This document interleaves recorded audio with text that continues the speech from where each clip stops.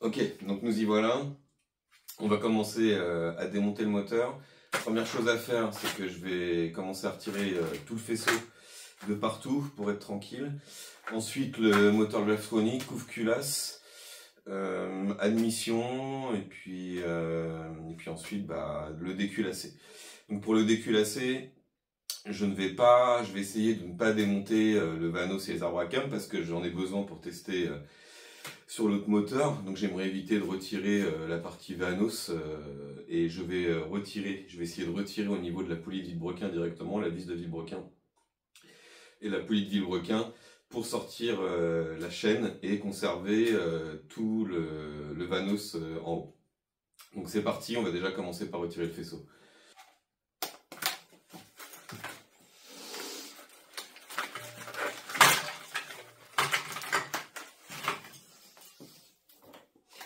Je me suis acheté un nouveau jouet, j'ai trouvé ça sur le bon coin, pas trop cher.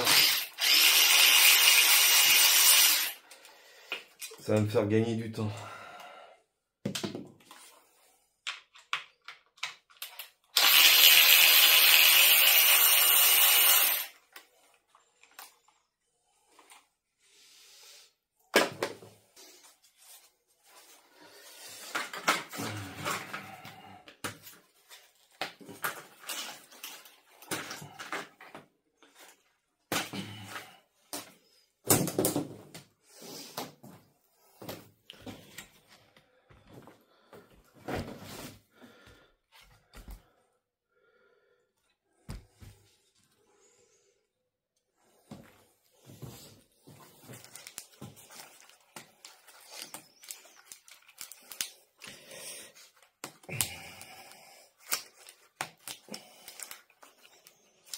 Bon. Les bobines, c'est chiant à retirer, donc pour être tranquille, moi généralement je fais sauter ce cache là et du coup ça vient plus vite parce que logiquement quand on tire comme ça, si ça a bien été remis, quand on lève le cache de la bobine et qu'on le tire vers l'arrière, ça doit pousser le faisceau et là en l'occurrence ça le fait pas, donc sinon il faut essayer de bien le prendre, mais voilà, ça saoule. Donc le mieux dans ces cas-là, c'est d'écarter, on retire, et là, après, ça vient tout seul.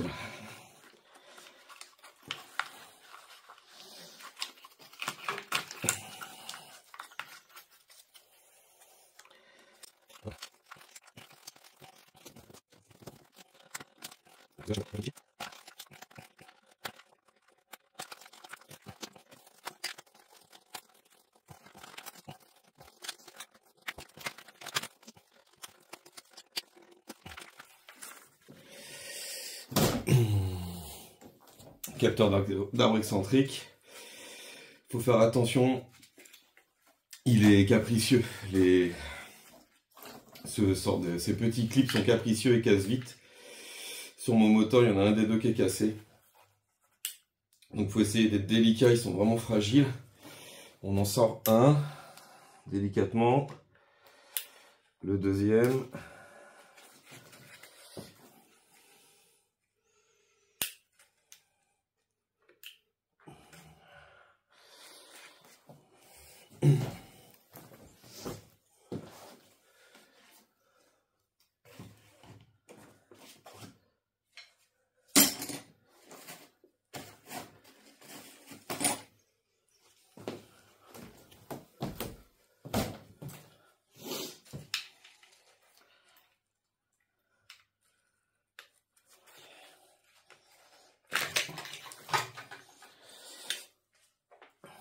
Déjà, première chose à regarder, il faut qu'ici, il n'y ait pas du tout d'huile.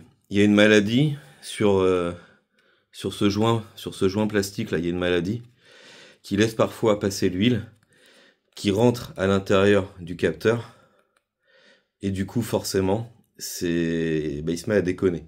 C'est classique comme problème.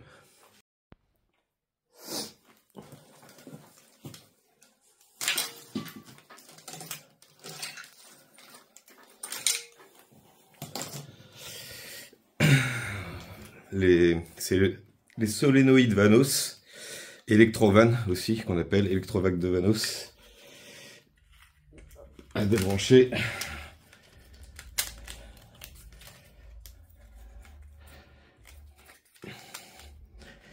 Ensuite, capteur d'Abracam. Et là, pour l'instant, l'autre solénoïde. Qu'est-ce qu'il a? Voilà. Là, capteur d'Abracam.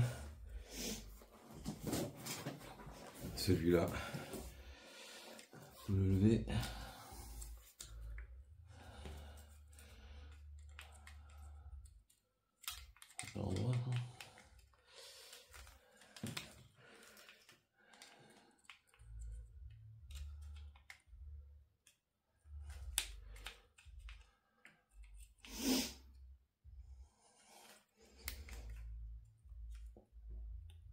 Allez.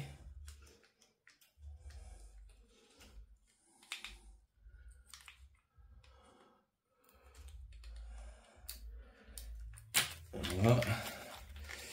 Le deuxième.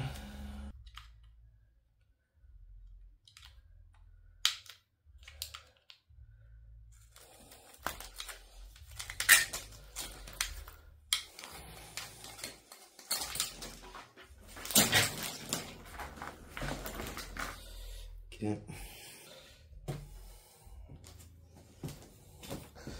Bon là on s'est libéré de la place, ça suffit. Je retirerai le faisceau plus tard. Maintenant je vais retirer le moteur Vevtronic et le couve culasse. Pas perdre de temps avec d'autres détails.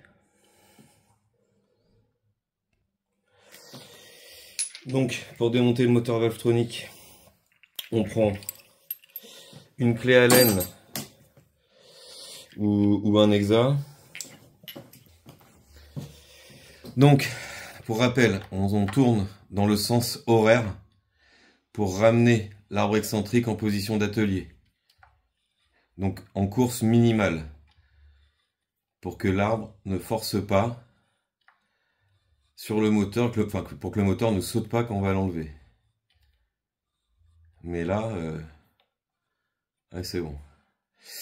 Donc là, hop, je suis embuté. Il devait être quasiment en position maximale. En tout cas, il m'avait l'air assez loin. Enfin bref, qu'importe. Lâchant la résistance, je suis en position minimale. Ensuite, on enlève les bobines. Voilà, à tous les coups.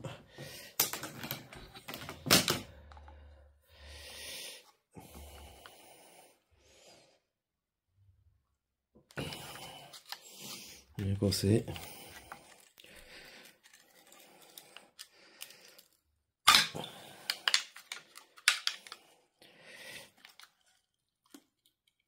Allez, pas grand chier, une bobine.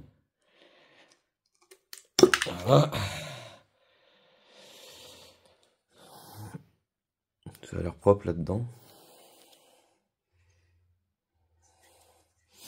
C'est des bobines BMW. Pas mal.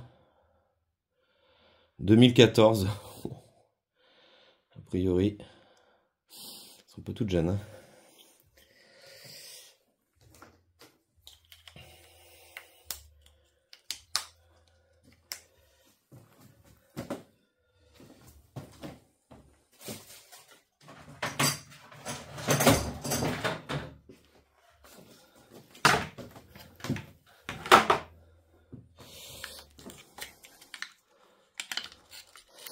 Normalement, pour retirer les bobines, c'est pas mal de tirer sur ces trucs-là, mais bon. Là, ils se sont enlevés, le temps que je les remette bien.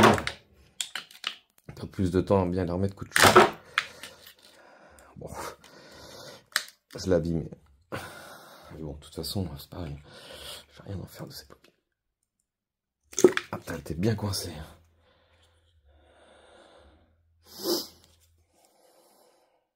Pareil, ouais, c'est les mêmes.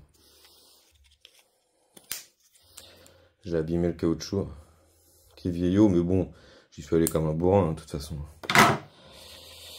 Ok, donc là on a accès à ces deux vis là et à la vis en dessous.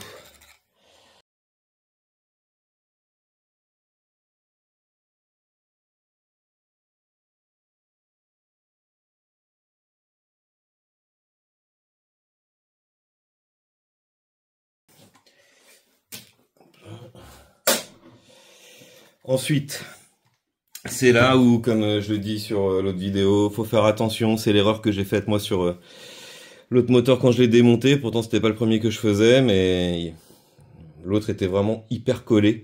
Celui-là, vu comment il est rouillé, vu comment tout est rouillé là, je pense qu'il est très collé aussi. Donc il faut... Je vais reculer, donc je vais aller dans le sens anti-horaire. Et il va falloir que je le fasse bouger. Bah là déjà c'est bon en fait, il est décollé. Hop. Il faut faire comme ça, en tournant un peu. Et là, ça vient tout seul. On n'abîme rien. Voilà.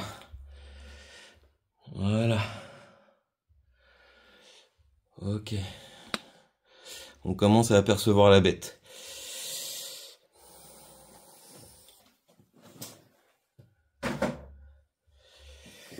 Donc là maintenant, je vais retirer le couve-culasse. Il faut d'abord que je retire quand même le... Faut quand même que je retire d'abord le faisceau d'injecteur.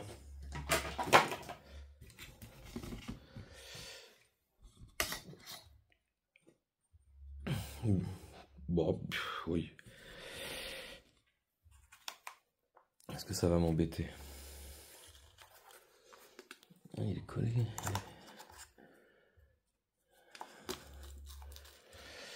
Ouais. Sur celui-là, les lambdas se mettent ici. Quoi que je pourrais peut-être... Bon, allez. Parce que ce qu'il y a, c'est que le faisceau d'injecteur, il est un peu chiant à enlever. On voit là le petit clip en métal qu'il faut faire sauter.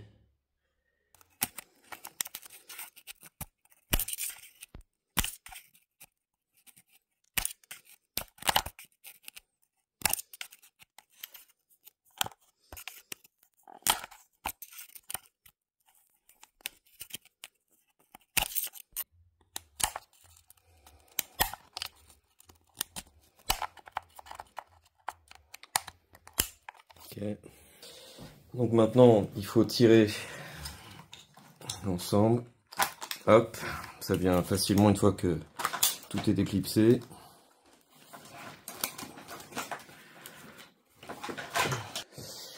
Ok, maintenant qu'on a retiré le faisceau des injecteurs, ça nous laisse assez de place pour enlever le cache-culbuteur. La rampe d'injection, je verrai ça plus tard parce que c'est quand même assez bien coincé et ça va me faire perdre du temps là ce soir. J'ai envie de voir un peu tout de suite ce que ça donne en dessous le cache-culbuteur. Donc là je vais l'enlever maintenant. Rien de spécial pour ça. Quand c'est dans la baie moteur, donc rien de spécial pour ça. Quand c'est dans la baie moteur, c'est juste ce qui est un peu chiant, c'est les vis qui sont au fond là-bas, où il faut pas mal de rallonge. Moi je conseille une rallonge de 50 pour celle qui est tout au fond, pour passer complètement à travers les câbles et prendre vraiment très haut au ras du pare-brise quasiment. Et ça se fait assez bien comme ça. Mais il faut jouer sur plusieurs rallonges, plusieurs types de vis, de douilles, je veux dire. Alors c'est là où cet outil va être un vrai bonheur.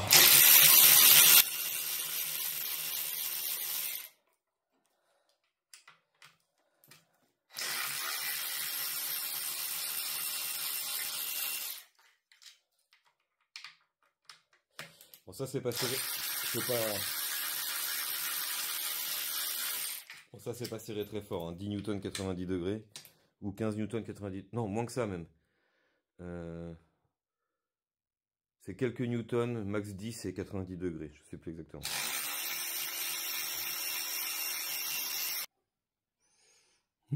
Faut faire gaffe parce qu'elles sont fragiles ces vis, hein.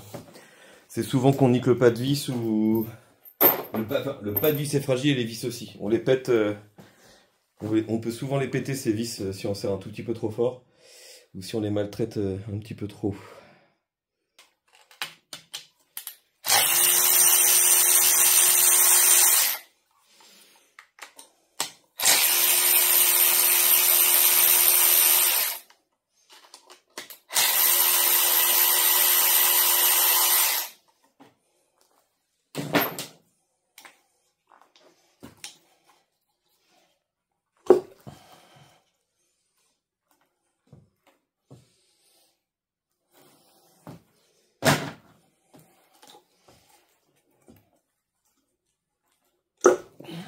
comment j'aurais dû la retirer tout à l'heure. Si j'avais été plus patient et plus propre.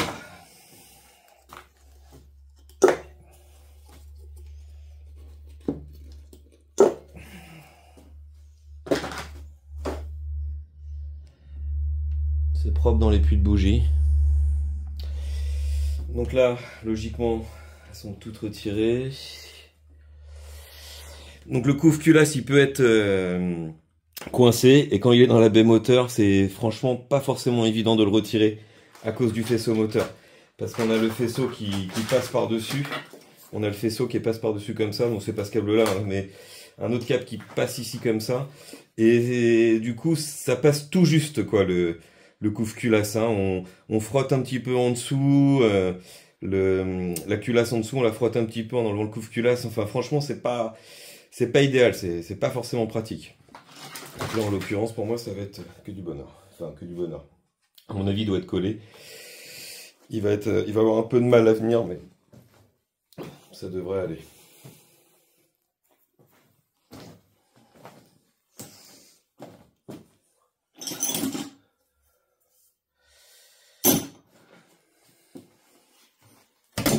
Ouais, non, ça va.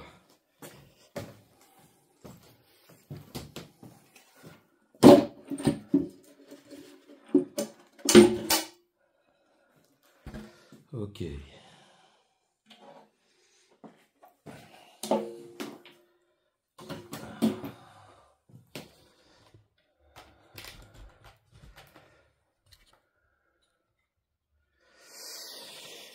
Voici donc notre N52. Ça fait toujours quelque chose, en tout cas ça me fait toujours quelque chose quand j'enlève un couve culasse et de voir pour la première fois à l'intérieur. Donc là, retirer la chaîne, elle est bien tendue. Il n'y a pas de problème là-dessus. Bien tendue. Donc retirer le tendeur. Retirer la poulie de vilebrequin comme j'ai dit tout à l'heure. Donc la poulie de vilebrequin, elle est serrée à 100 et quelques newtons plus 360 degrés, c'est énorme. Donc ça, je sais que je vais galérer. J'ai un outil, il y a un outil spécial pour, mais j'ai un outil spécial pour l'enlever et la remettre. La difficulté que je vais avoir aussi pour retirer la culasse sans retirer tout de l'admission, toute la distribution, je veux dire. J'arrête pas de faire cette heure. Il va falloir que je retire la butée justement de l'arbre excentrique. Puisque là, la butée de l'arbre excentrique qui est ici gêne l'accès à une des vis de culasse qui est juste en dessous. Qu'on voit même pas là d'ailleurs. Donc il va falloir que je retire. Il va falloir que je retire la butée de l'arbre excentrique.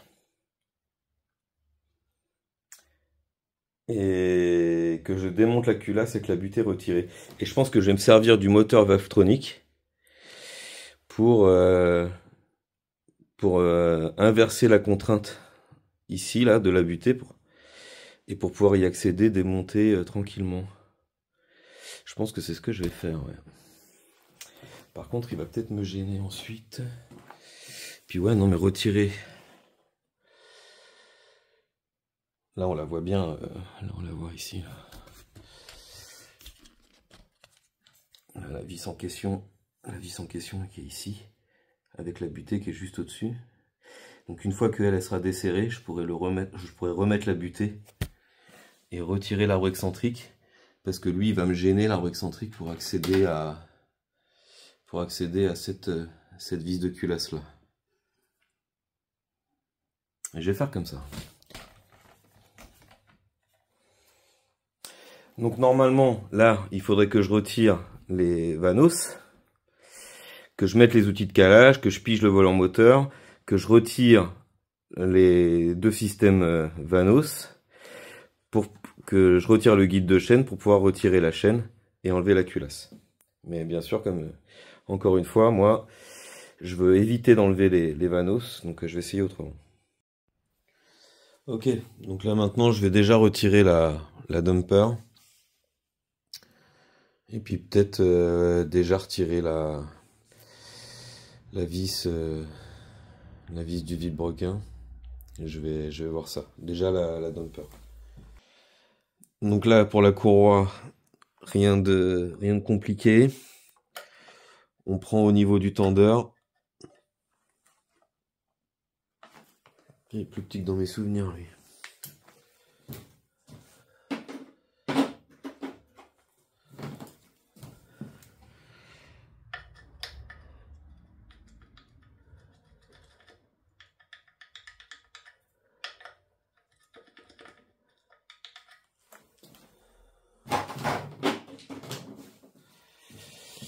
C'est pas qu'il est plus petit, c'est qu'il est crade. Ok.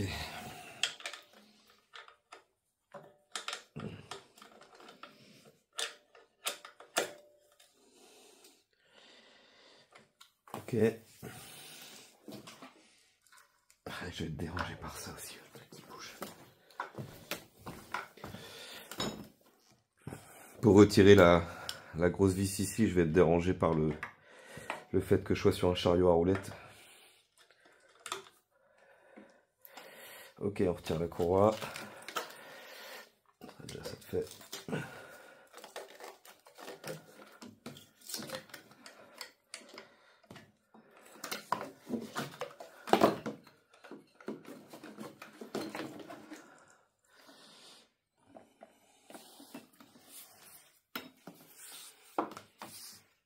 Comme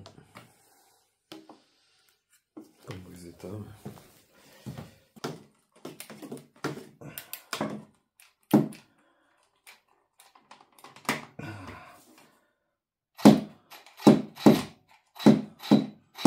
je crois que lui il atteint un peu. Ça c'est censé. Lui il est censé diviser 50 newtons, mais là je crois pas. Là.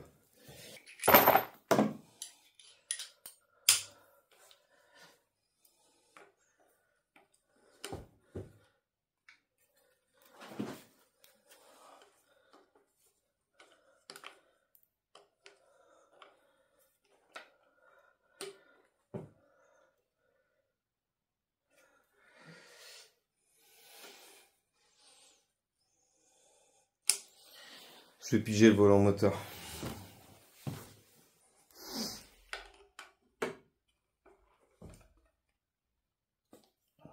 Okay. Elles sont serrées à 25 newtons de mémoire.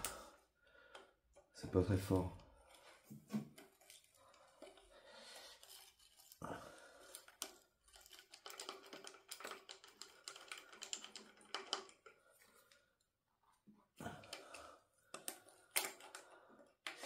Mais quand c'est grippé comme ça, des fois on a des mauvaises surprises quand même.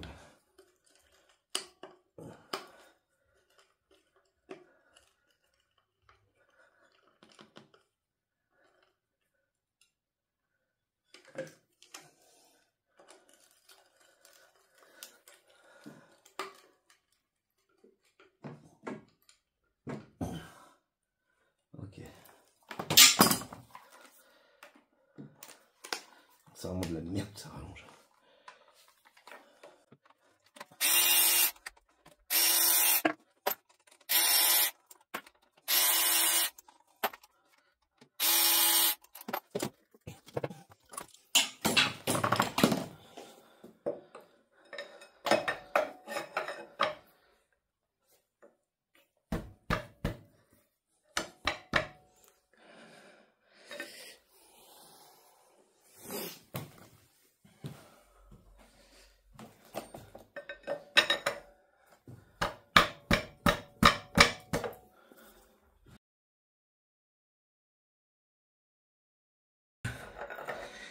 Le clim, ça sert à rien de toute façon.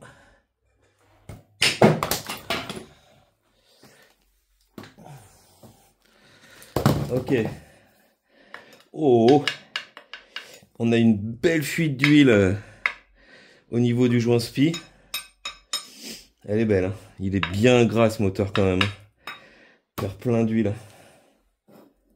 Oh là là là là. C'est quoi ce bout de joint? C'est quoi ça? Parce que j'ai pas le souvenir que le joint de Carter il dépasse autant que ça. Peut-être, je sais plus, mais ça me paraît bizarre. En tout cas, une belle fuite au joint spi. Un cas d'école. Il a dû aussi avoir une fuite là au niveau du capteur de refroidissement. Là ici, on voit que c'est un peu bleui. Ça se peut qu'il y ait une petite fuite là.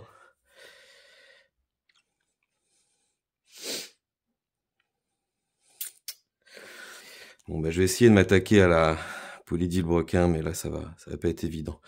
Je vais aussi le bloquer avec l'outil de calage pour être sûr, en plus qu'il soit pigé, pour qu'il soit bien maintenu. Donc voici l'outil spécial BMW pour retirer la poulie de vilebrequin. C'est bien utile quand même, hein. Faut pas se leurrer.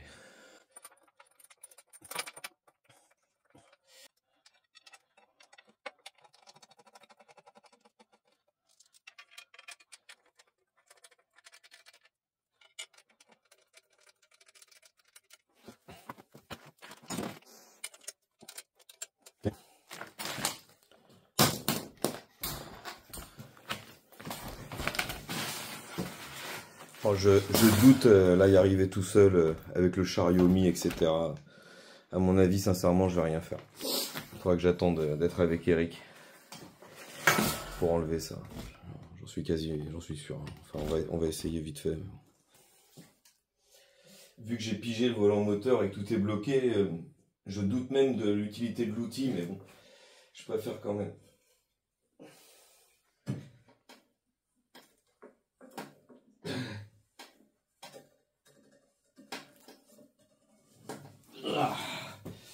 Elle arrive à venir.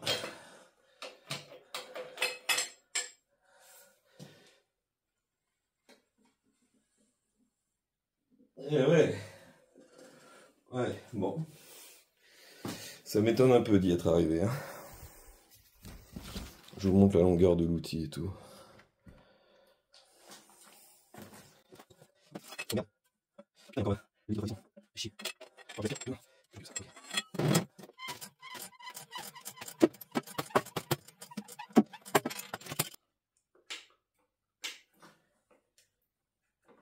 Je vais enlever le tendeur de chaîne là maintenant. J'aurais dû le faire avant.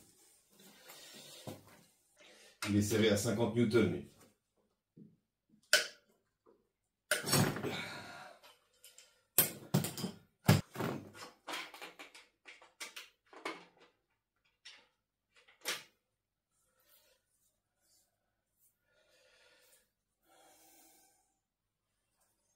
Là j'ai le tendeur qu'il faut que je desserre.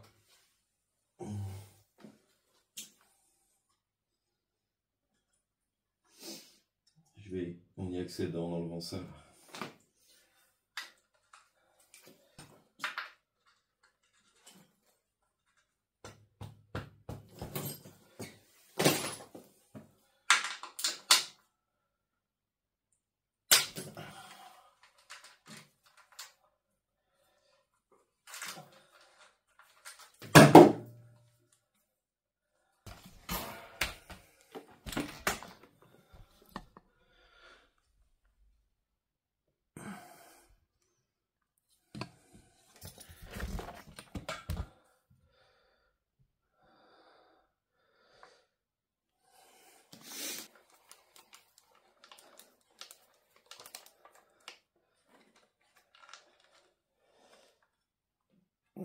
Oh, je sens qu'elle va tomber. C'est bon. C'est des vis, c'est des vis comme ça. Là, ça n'a pas filmé, je crois. Je viens de retirer le bouchon qui était là pour retirer la vis du tendeur inférieur. Donc là, j'ai le jeu là maintenant. Ouais. Forcément, si je filme pas, ça va pas le faire. Donc là maintenant, j'ai bien le jeu du tendeur. On voit tout bouger en bas.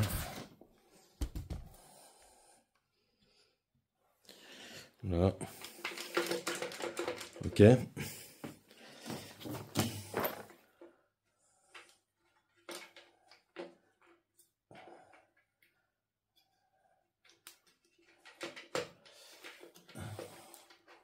Donc là, Ça a détendu la chaîne.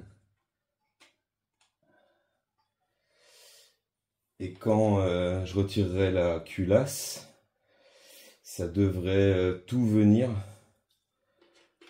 Là, ça devrait tout venir avec le tendeur. L'ensemble devrait venir avec. Bon bah nous revoilà pour le démontage. Mais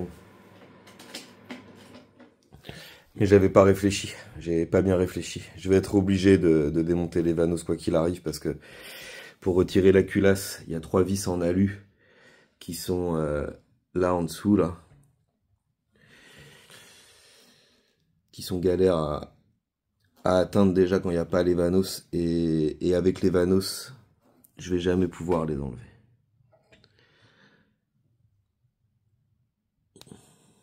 Là on en aperçoit une là au fond. Donc pas le choix, va falloir que je retire les vanos et que je la remette ensuite. Ça c'est bien serré aussi, 180 degrés, 90 newtons, 180 degrés. Ça bouge.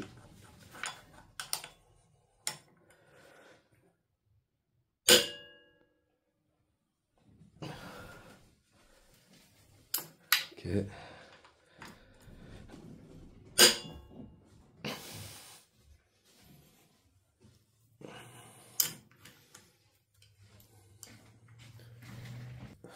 Ça. Ah oui, t'as déjà débloqué les vis. Ouais. Je venais tout juste de le faire. Bon bah, il y a Eric qui nous a rejoint, hein. Vous l'entendrez. Hop. Parce que je laisse le son. Donc là, il faudra que je refasse.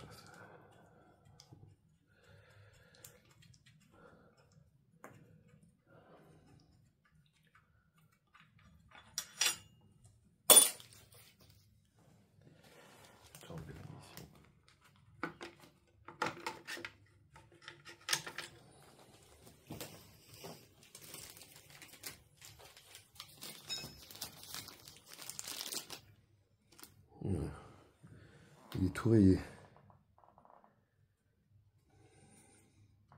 Non? Ah non, c'est... Il est pas rayé. C'est le passage de mes doigts sales dessus.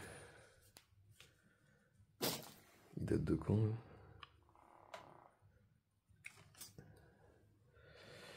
2005. Alors, ils sont d'origine. Décembre 2005.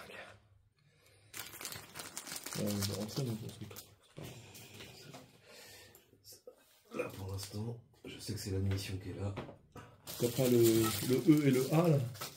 House Gang et N-Gang? Là je l'ai mis là. De toute façon, il n'y a pas de... Ils sont différents. Non mais ils sont identifiés je crois.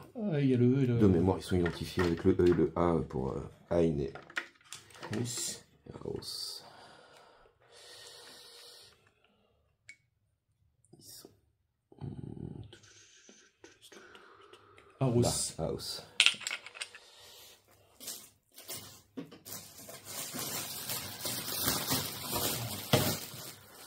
Là, comme j'ai tout retiré. Les Gitchen, ça va aussi sur là. Faut juste que je retire les solénoïdes.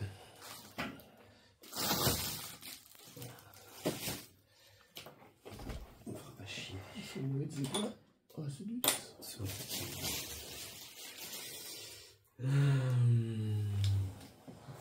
Tiens. C'est le 13. Le 10. Regarde si c'est du 10, s'il te plaît, là-bas. Là. Derrière le... Ouais. C'est combien? 10. Ah, c'est 10. Merci.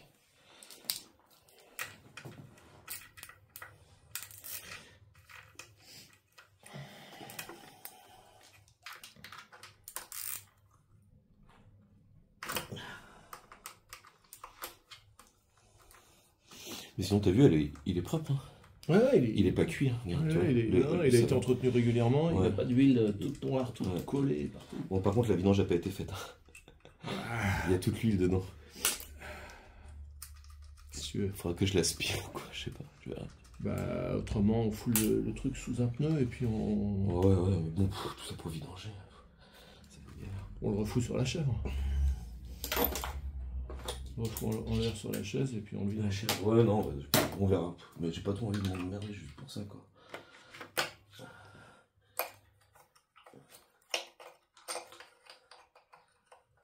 Ils sont repérés, ceux-là, ou pas? Non. Ils sont indifférents. Oui. C'est bon, ils sortent.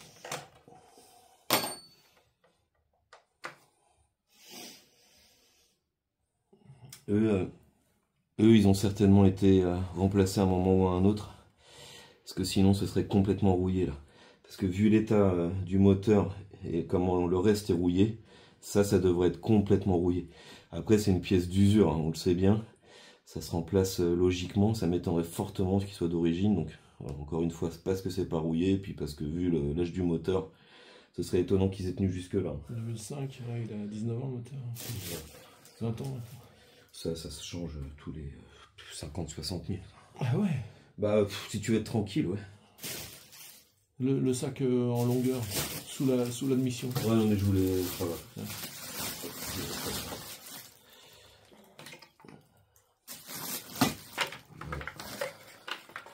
Et voilà. Avec la poulie. Avec la. Ah ouais. Tiens. Il est beau, hein. C'est ça qu'il faut changer sur la mienne? Tu veux. Bah, non, toi, c'est à l'arrière. Donc, Je mets où? tu le poses à plat, s'il te plaît. Donc, tu vois où t'as de la place. Donc, voilà pourquoi on a fait, du coup, on a été obligé de retirer les vanos.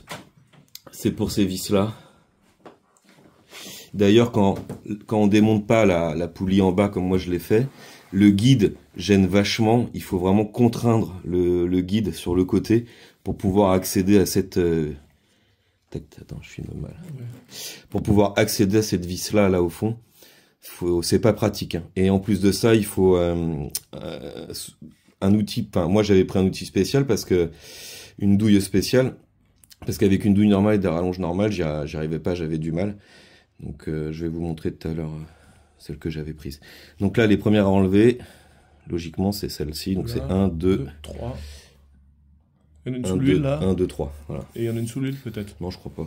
Il y en a que 3. Attends, je Non, il n'y a rien. Il y a rien. Tiens, fais voir. Mais non, pas celui-là, comme il est beau. Ah, pardon, mais je t'en donnerai un autre. Voilà. Ok. Donc c'est parti. Le capteur d'arc excentrique est clean. Hein. Ouais, c'est clean aussi.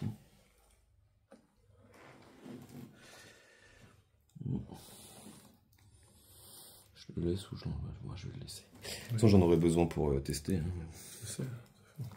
Donc là, tu vires les trois vis dont tu viens de parler. Les trois vis. Je crois que c'est celle-ci hein, qu'il faut enlever en premier. Attends. Avant de déculasser, il faut que je retire l'admission. Parce qu'il y a aussi une vis là qui est ici. Pour la culasse, en plus de celle-ci à enlever en premier. Donc il faut enlever celle-ci et celle qu'on a vue là juste avant. Donc déjà, hop. Je fais sauter l'admission.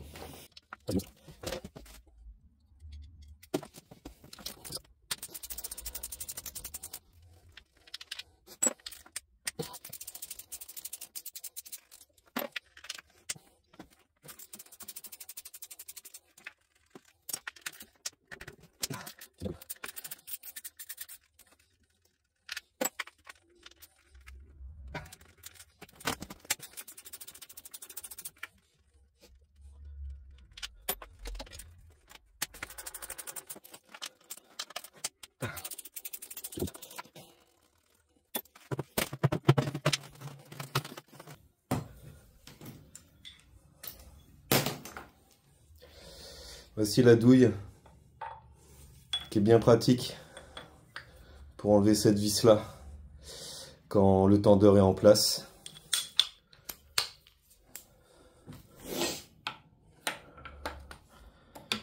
Donc là j'enlève déjà celle à côté de l'admission.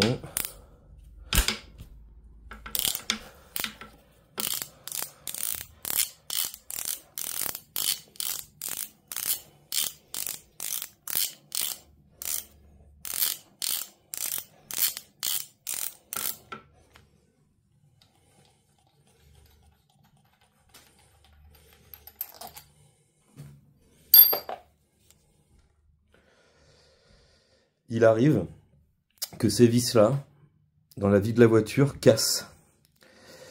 Dans ces cas-là, ça pose pas mal de problèmes. Il faut savoir que les fabricants de vis, si je dis pas de conneries, ils les garantissaient 10 ans, 10 ans, ou 150 000 bornes, enfin bref, tout ça pour vous dire qu'il y a une limite de vie de ces vis. Elles se fragilisent au fur et à mesure et elles peuvent casser au niveau de la tête.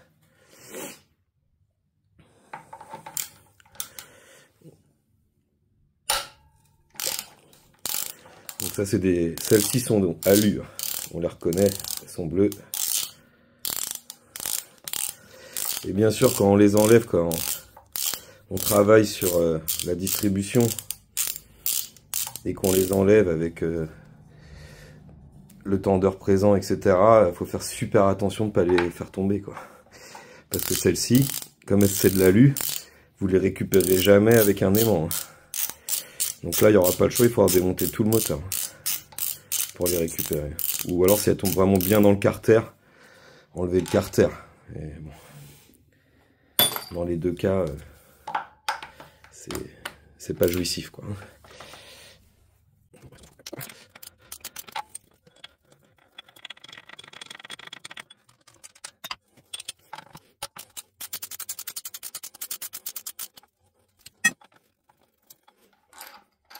Là, les capteurs d'Abracam, moi j'en ai plein, j'en ai plein d'occasions, etc. Bref. Mais je les aurais enlevés sinon, hein, parce que c'est sensible au magnétisme, c'est assez fragile, quoi. Donc vaut mieux les enlever. Bon, je vais le faire par principe. Maintenant je retire la rampe d'injection et ensuite je regarde pour déculasser.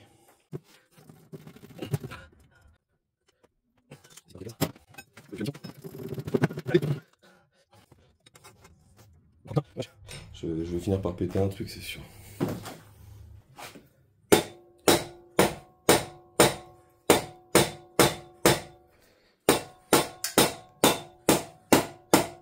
Voilà.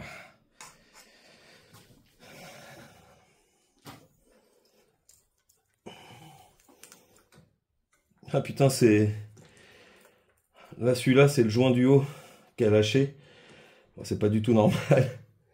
Putain, ça pue l'essence.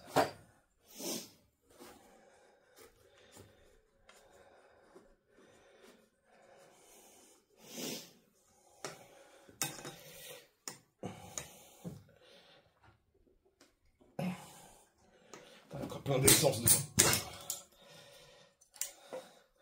Putain, c'est les... J'ai jamais vu ça. C'est la première fois que ça me le fait. C'est la première fois que ça me le fait, que ce soit à ce niveau-là. Que ça se décroche.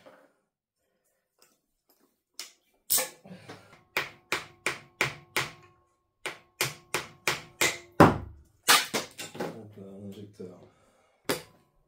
Hop là. Donc au niveau de la culasse, il y a deux tailles de vis. Il y en a 4 petites à chaque extrémité. Et puis donc 6 ou 8 grosses au milieu. Donc on va voir ça. Là j'ai pas pensé, mais il faut que je retire aussi le bloc filtre à huile pour être tranquille.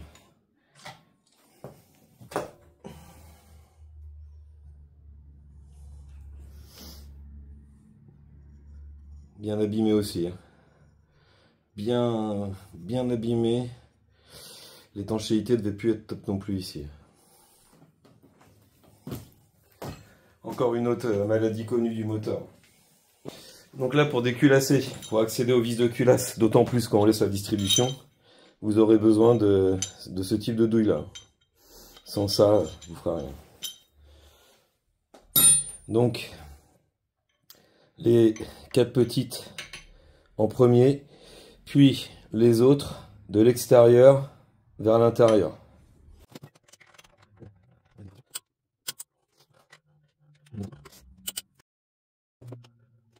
Celles-ci sont moins serrées que les grosses.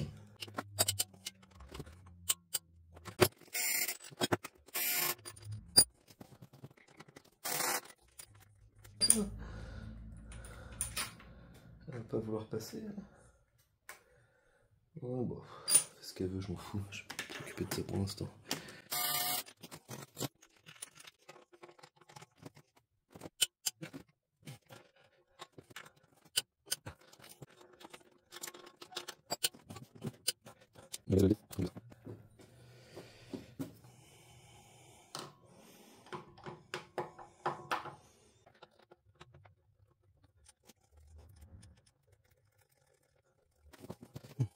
Donc comme on l'a vu tout à l'heure, enfin bon, pour moi c'était hier soir, je vais utiliser le moteur Valvetronic pour pouvoir contraindre l'arbre excentrique et dévisser la butée d'arbre excentrique pour pouvoir enlever la vis de culasse qui est en dessous. Puis je la remettrai ensuite.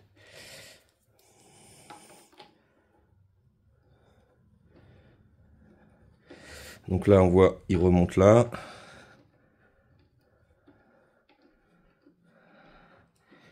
Voilà, ça va nous donner accès à la butée.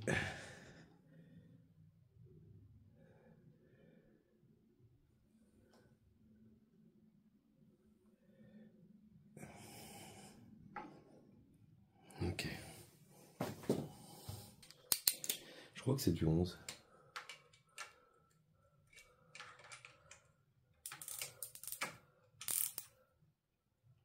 Ouais, ça a l'air d'être du... Okay.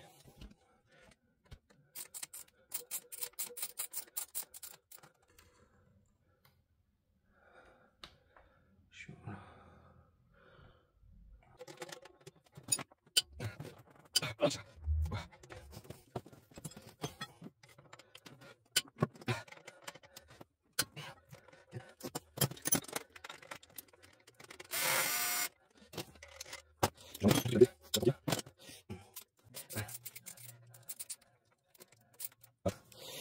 C'est pas grand chose non plus ici, c'est 10 ou 20 newtons. Elle est en place, c'est bon. Il faut qu'elle soit quand même bien en place. Quand même serré parce que ça fait partie de la distribution. Alors.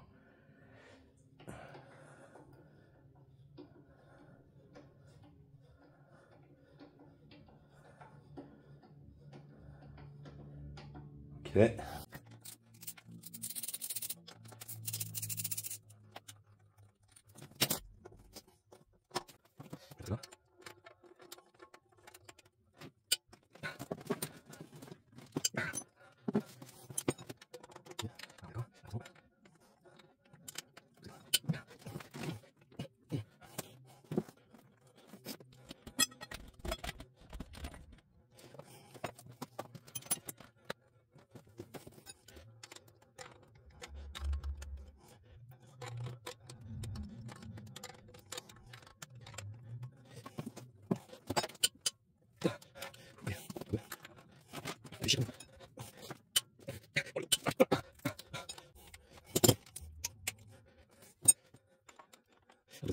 Voilà.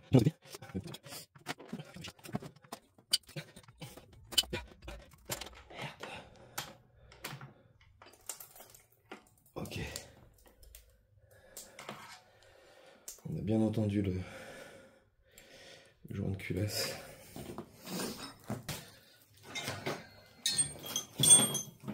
Donc maintenant j'ai un outil pas mal pour lever la culasse. C'est ces deux montants là. Ça s'achète quand même 40 balles chez BM, mais quand on refait une culasse, avec quand on refait les soupapes, etc., c'est vraiment bien pratique. Bon, il y en a qui feront eux-mêmes. Hein. Il y a des mecs qui sauront faire ça eux-mêmes. Un outil comme ça. Donc ça se visse avec les vis du couvre-culasse.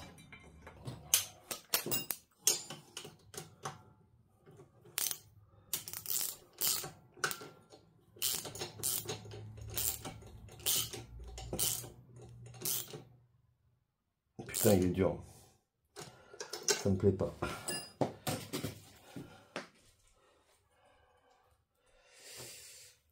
Là, le filetage est pas terrible à mon avis.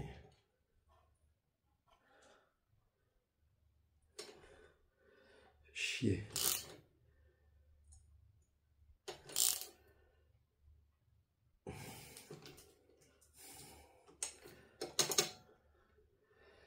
Ça me plaît pas.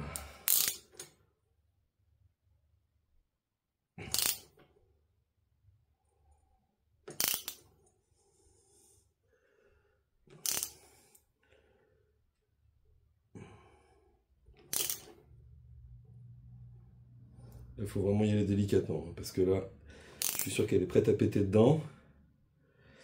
Pourtant, je suis en train de la dévisser. Putain.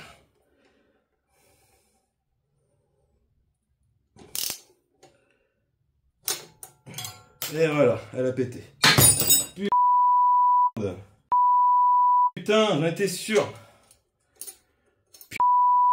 Chier.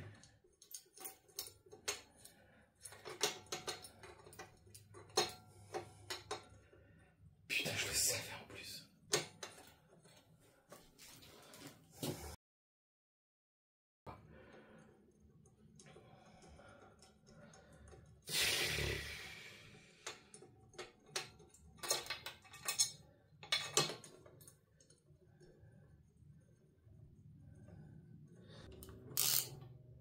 Non, c'est trop dur.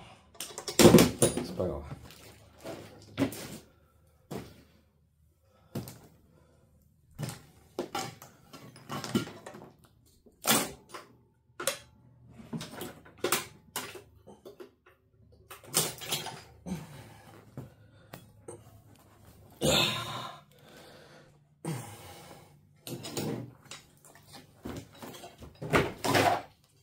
Donc j'ai pu entendre ce moteur tourner, j'ai pu lui faire un diag.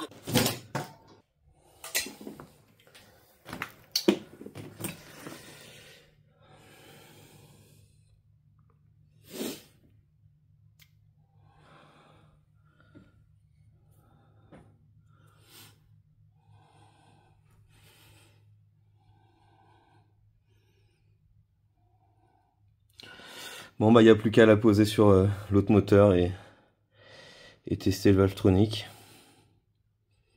Elles sont quand même bien blanches.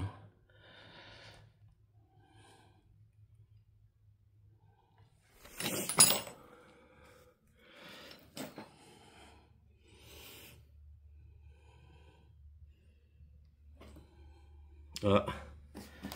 Ah, ah. Oh merde. Oh merde, il est rayé, dis donc.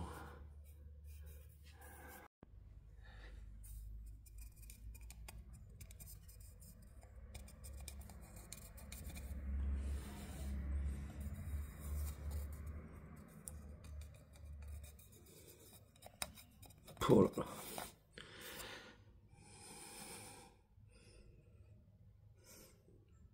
J'ose même pas tourner, le moteur pour l'instant. Je lui brieferai ou quoi pour tourner, voir les deux autres, mais là j'en ai pas le cœur pour l'instant. La suite, quand j'aurai posé la culasse sur l'autre bagnole.